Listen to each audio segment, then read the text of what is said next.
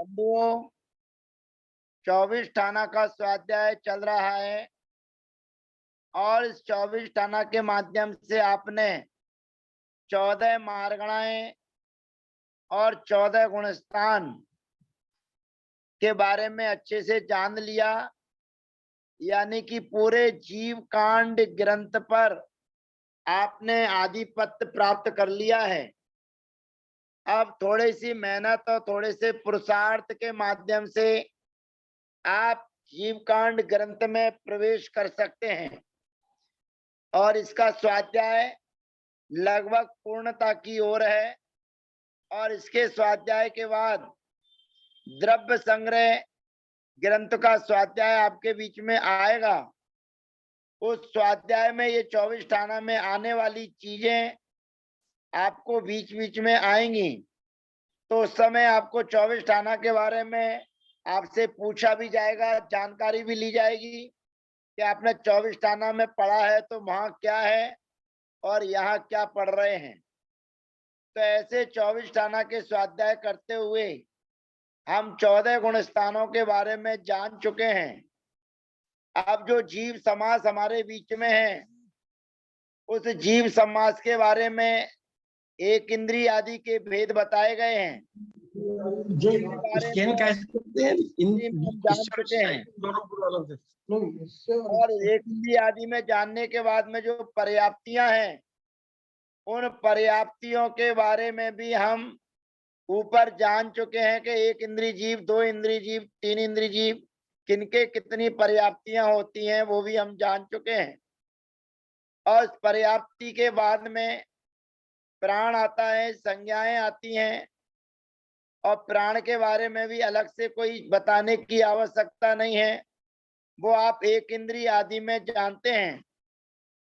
और प्राण के बाद में जो संज्ञाएं हैं, उन संज्ञाओं में हम इन 24 स्थानों को लगाने की कोशिश करेंगे।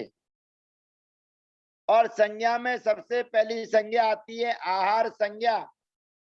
आहार का मतलब है यहाँ पर जो हम आहार ग्रहण करते हैं, जो हमारा खान पान चलता है, उसी से यहाँ पर आहार लेना है। और ये आहार, भय, मैथुन और परिग्रह, ये एक इंद्री से लेकर पूरे पंच इंद्री तक के जीवों में ये संज्ञाएं पाई जाती हैं।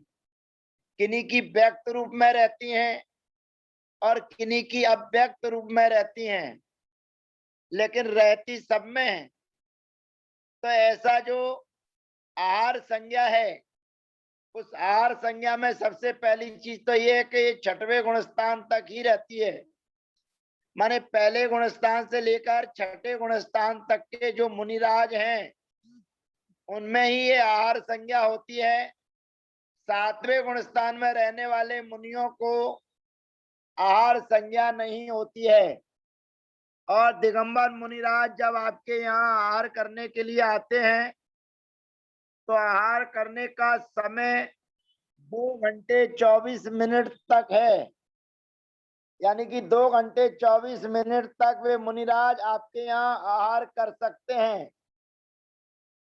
और 6ठे गुणस्थान का समय अधिक से अधिक 48 मिनट है और 7वें गुणस्थान का समय भी 48 मिनट से आधा है, लेकिन वो भी अंतर मुहूर्ती है।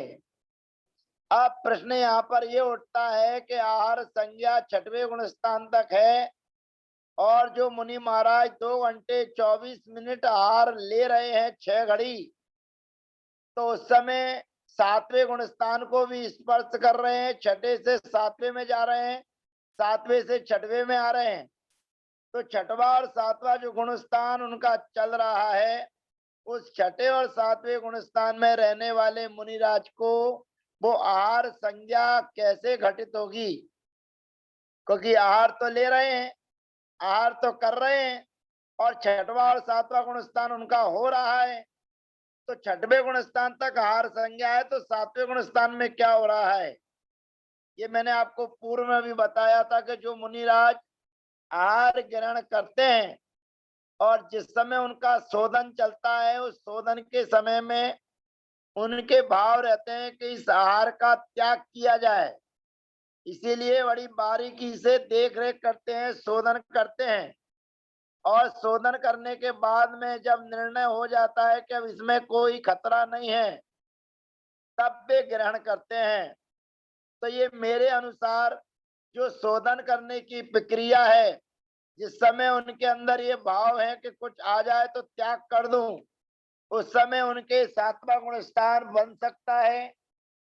और जिस समय आहार को ग्रहण करते हैं उस समय वो छठवां गुण स्थान रहता है। और छठा और सातवां गुण स्थान इतनी सूक्ष्म रूपता में रहता है कि केवल केवली भगवान ही उसके बारे में जान सकते हैं और बता सकते हैं। हम और आप वहां तक नहीं पहुंच सकते हैं। इसलिए आहार संज्ञा में 24 स्थान जो हम लगा रहे हैं, उसमें सबसे पहले आता है गति। तो गतियां चारों पाई जाएंगी, अर्थात चारों गतियों के जीव आहार ग्रहण करते हैं। अंतर इतना है कि मनुष्य और त्रियंच गति के जीव जो आहार ग्रहण करते हैं, वो आहार व्यवस्था अलग है। और देवगति के जीव जो आहार ग्रहण करते हैं, उनका ग्रहण मानसिक होता है, मन में विचार होता है, और उनके कंठ में अमृत झलक जाता है, वही उनका आहार है। और नरक गति में रहने वाले जीव वहां की मिट्टी वगैरह जो दुर्गंध से युक्त होती है, उसका भोजन करते हैं। बाकी मनुष्य और त्रियंच कैसे भोजन करते हैं, वो सब आप सबको विदित है, क्योंकि हम और आप सभी मनुष्य हैं। और त्रियंच गति में रहने वाले जानवरों को हम भोजन करते हुए देखते हैं कि वो कैसे भोजन करते हैं। हम देवों को नहीं देख पाते हैं, हम नारकियों को नहीं देख पाते हैं। तो देव का भोजन क्या है ये शास्त्र बताते हैं। तो उनको मन में आहार करने का भाव उत्पन्न होता है और उनके आहार हो जाते हैं। और देव लोग रोज आहार नहीं करते हैं, हमारे और आपकी तरह प्रतिदिन आहार नहीं करते हैं।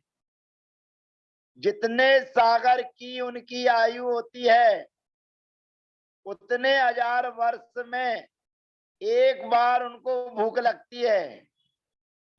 जितने सागर की उनकी आयु होती है, उतने हजार वर्ष में एक बार भोजन करने की इच्छा होती है।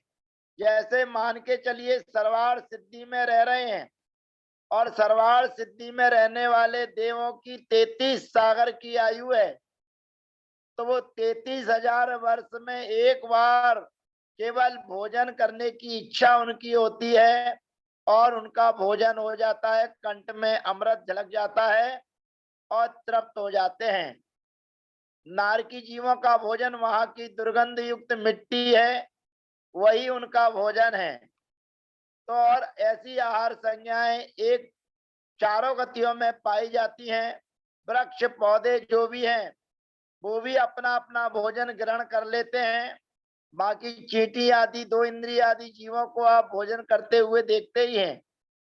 जल भी अपना भोजन ग्रहण करता है, अग्नि भी अपना भोजन ग्रहण करती है, वायु और वनस्पति सभी अपना अपना भोजन ग्रहण करते हैं।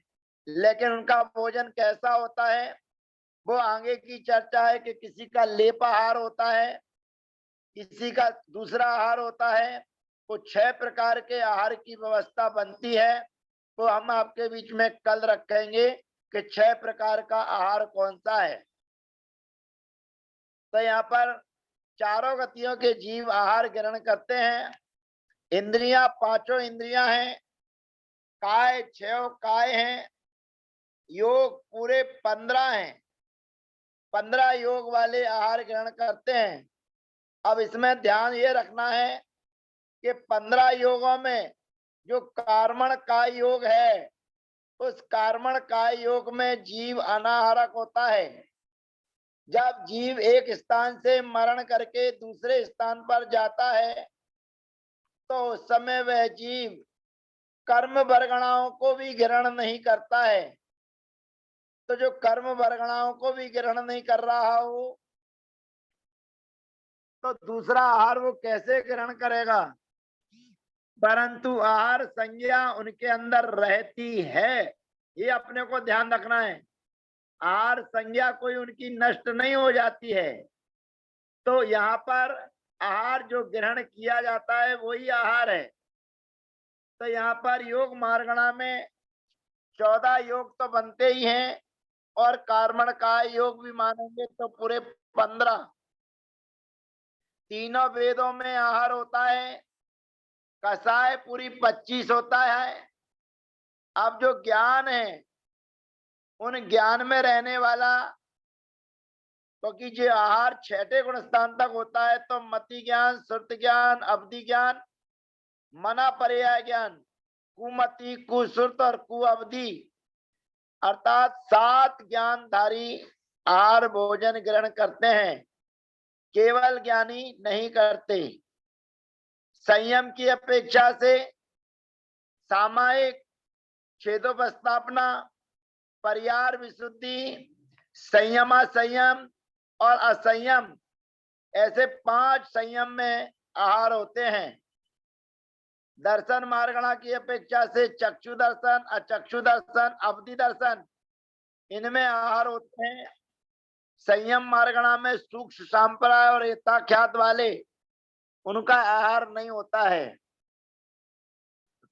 भव्य और अभव्य दोनों ही आहार ग्रहण करते हैं। सम्यक्त मार्गणा में सभी 6 सम्यक्त धारी आहार ग्रहण करते हैं। शैनी में सैनी और असैनी, आहारक में आहारक और अनाहारक।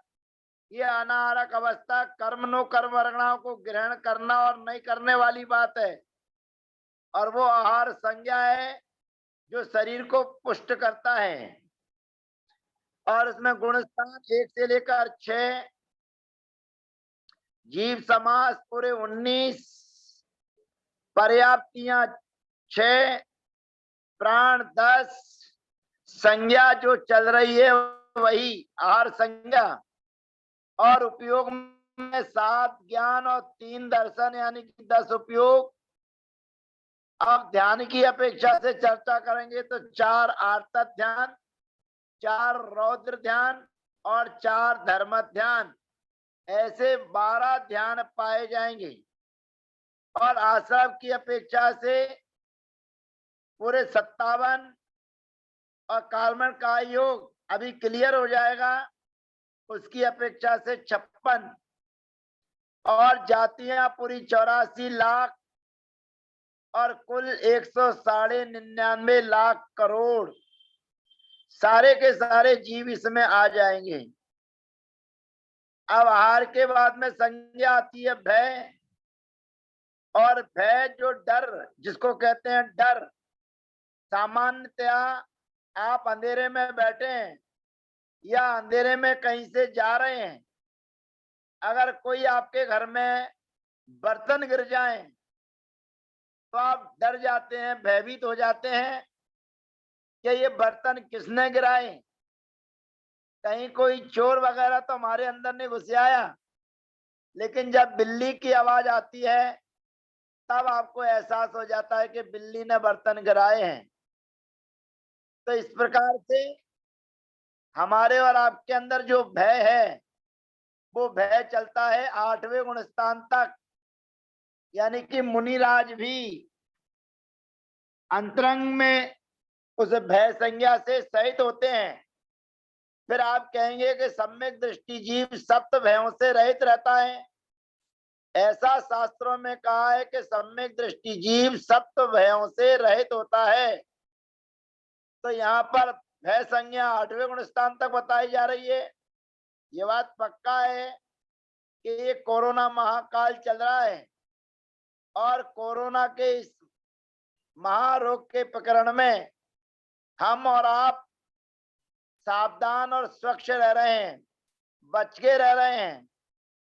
लेकिन बहुत से लोग ये कहते हैं कि इस समय सम्यक दृष्टि जीव की पहचान होनी है, कि सम्यक दृष्टि जीव सप्त भयों से रहित होता है। ये पक्की बात है कि सम्यक दृष्टि जीव सप्त भयों से रहित होता है, पर लोक व्यवहार में चलने वाली जो विसंगति है उससे भी सावधान रहना जरूरी है। अपनी सुरक्षा अपने हाथों में है। कर्म सिद्धांत अकाट है, इसमें कहीं कोई संशय वाली बात नहीं है। और एक चीज और पक्की है कि जो सम्यक दृष्टि जीव है या जिसने अणुव्रत और महाव्रतों को धारण कर लिया है और उसकी यदि आयु का बंद हो गया है तो उसका अकाल मरण नहीं हो सकता, उसके पास ये महा बीमारी नहीं आ सकती है। लेकिन जिसने आयु का बंद नहीं किया होगा और उसके पास में ये महामारी अगर आती है तो वह उसी समय आयु को बंद करके, अब उस समय उसके परिणाम कैसे हैं, कितने सहनशीलता में है, वो उसी हिसाब से उसका गमन निश्चित होता है। तो ऐसी भय संज्ञा हमारे बीच में चल रही है जिसमें गतियां चारों हैं, इंद्रियां पांचों हैं, काय 6 हैं, योग पूरे 15 हैं, वेद 3 हैं, कसाय 25 हैं। बस ज्ञान में ध्यान रखना, ज्ञान केवल ज्ञान रहित 7 दर्शन है।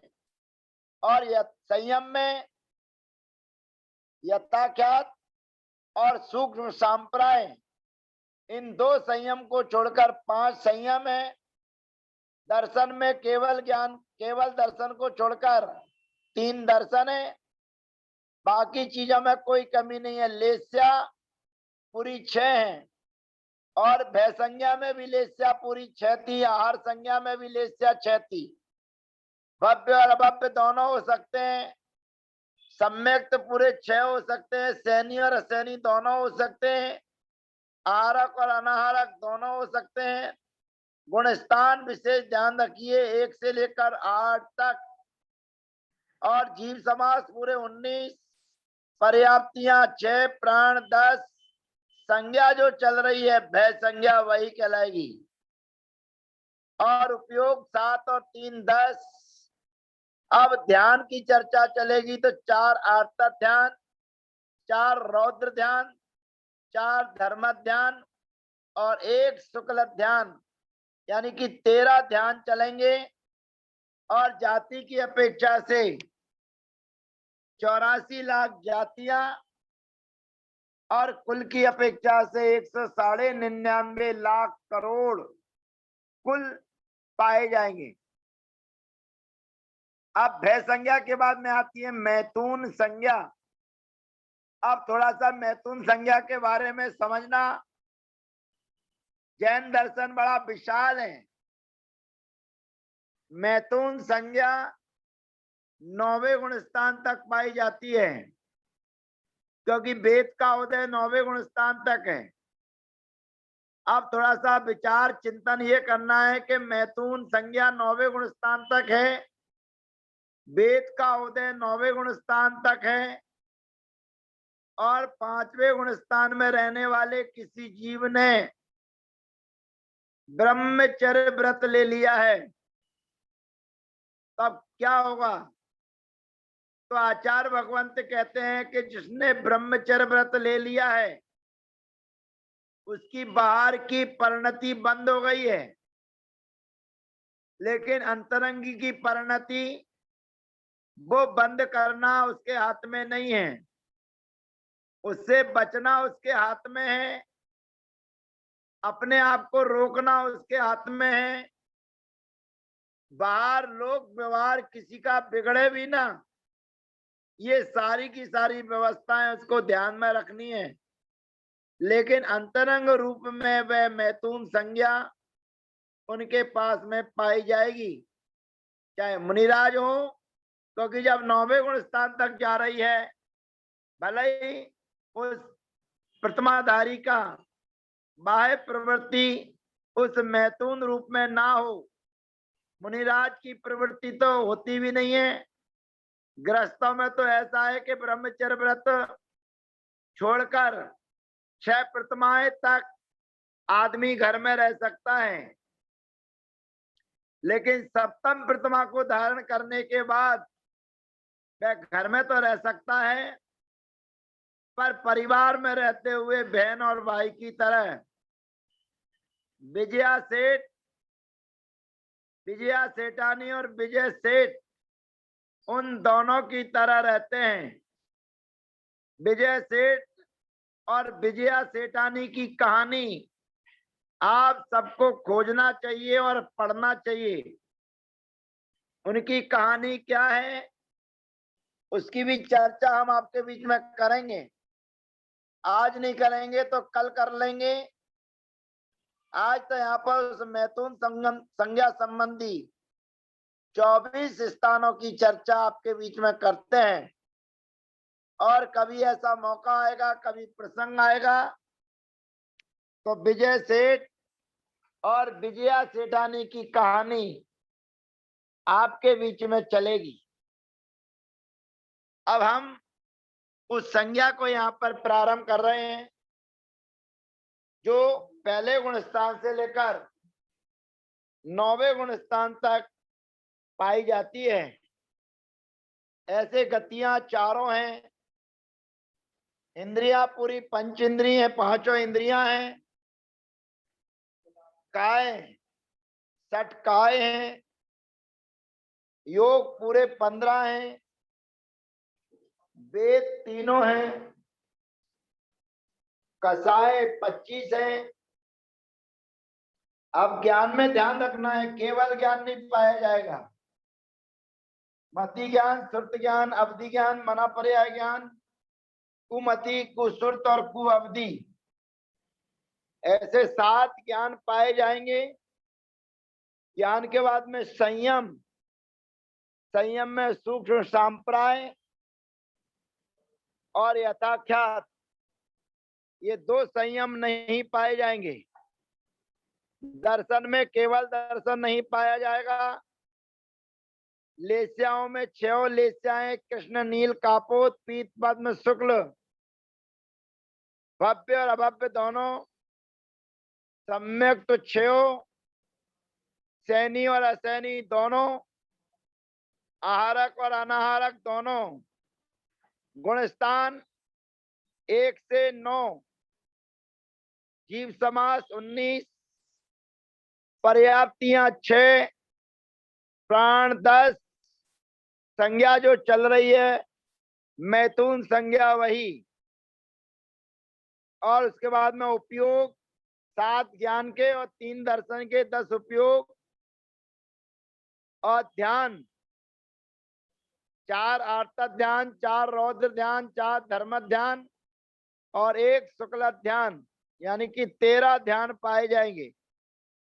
ध्यान के बाद आता है आश्रव, तो आश्रव पूरे पाए जाएंगे, और जातियां भी 84 लाख और कुल भी 199 लाख करोड़ सभी पाए जाएंगे।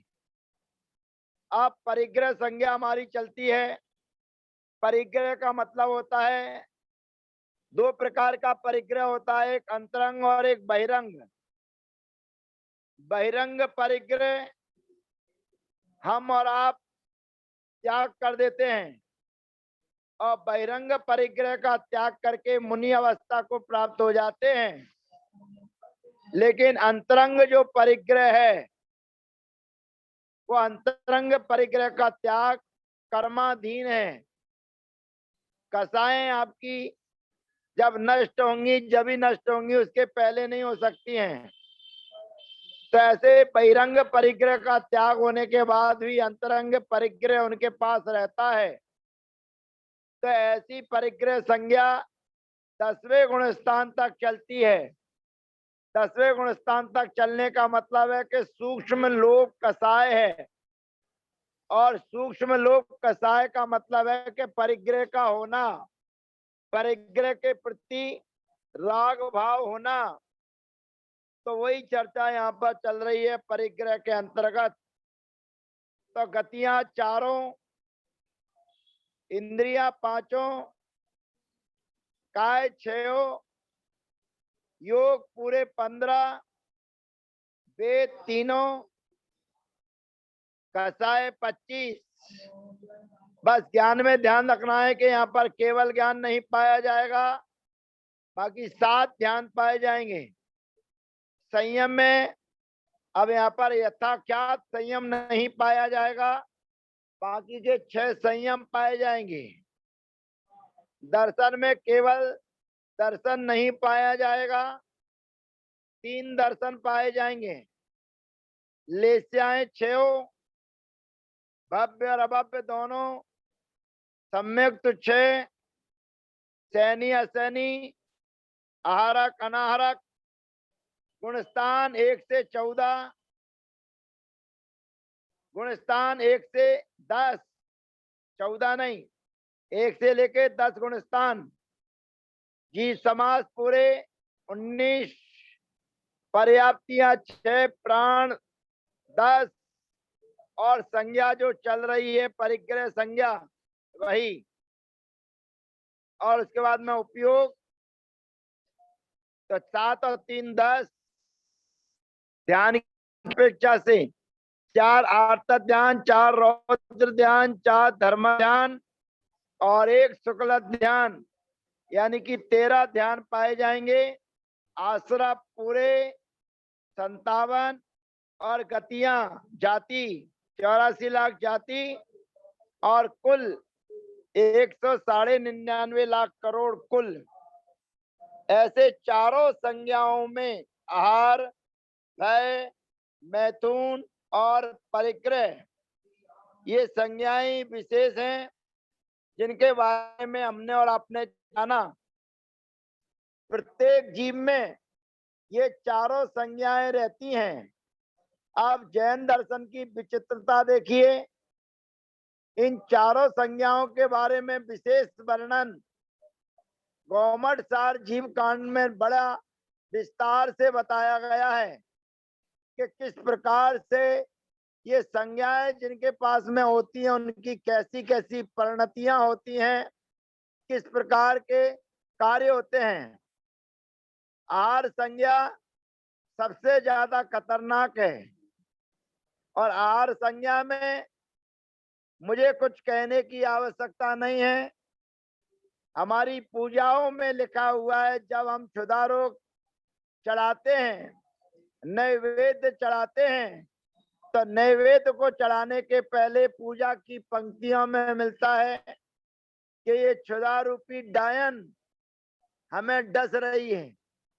माने भूख को उस डायन की उपमा दी जाती है, उस नागिन की उपमा दी जाती है जो अपने बच्चों को जन्म देने के बाद उनका भक्षण करने लगती है।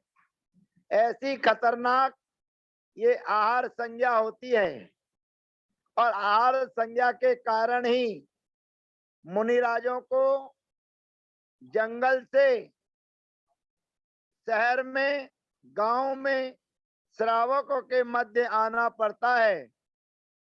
अगर ये आहार ना होता तो आपको कोई भी यहाँ पर नजर नहीं आता। आराम से जंगलों की पहाड़ियों पर, गुफाओं में अपनी आत्म साधना कर रहे होते। ऐसे आहार सबसे ज्यादा खतरनाक है और उसके बाद में खतरनाक चीज है, इसलिए छठे गुण स्थान तक रहती है। उसके बाद में डर और भय ये थोड़ा सा उससे ज्यादा बलवान है, तो 2 गुणस्थान और आगे बैठ जाता है। उसके बाद में मैथुन है, वो एक गुणस्थान और आगे चला जाता है।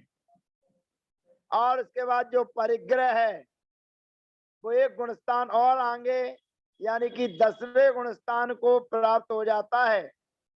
ऐसे आहार संज्ञा का गुणस्थान 1 से 6, भय संज्ञा का गुणस्थान 1 से 8 और मैथुन संज्ञा का परिग्रह, मैथुन संज्ञा का गुणस्थान 1 से 9 और परिग्रह संज्ञा का गुणस्थान 1 से 10 होता है, ऐसा जानना चाहिए।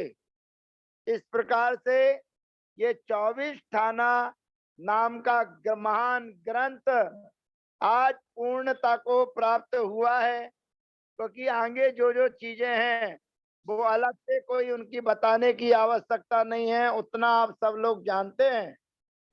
तो ऐसे 24 ठाना नामक महान ग्रंथ का स्वाध्याय आप और हमने किया है, और गौमट सार जीव कांड में प्रवेश का एक साधन हमने और आपने प्राप्त कर लिया है।